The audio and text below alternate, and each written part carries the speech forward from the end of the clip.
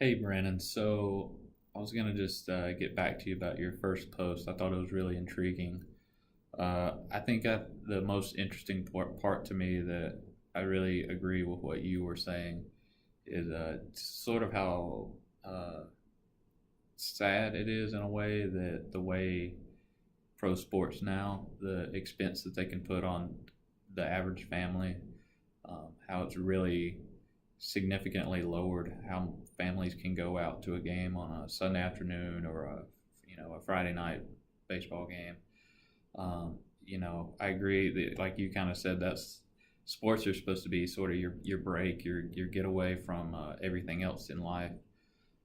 So I sort of that really connected because I think about that a lot, where it's kind of tough. Professionally, uh, professional sports definitely, but even at the college level, I mean, when you get to big time football events, whether it be SEC teams, or you get up north and you're in Penn State, Michigan, those kind of stadiums and venues, it's it's not uh, easily available for the average family just to get up and go every Saturday without spending hundreds and up to thousands once you put in concessions and travel and things like that. So that was just something I really wanted to kind of get back to you with and kind of say that I saw your point of view for that.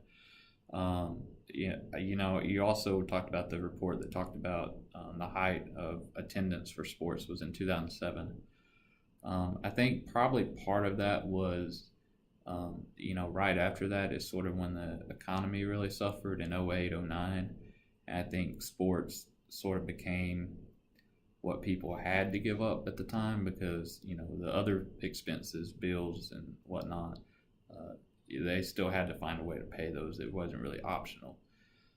But now, as things have gotten better, a decade later, and it didn't take a decade, but several years later, once things started to rise back, I think technology had kind of caught up at that point to where you were talking about people now just prefer to watch the game at home.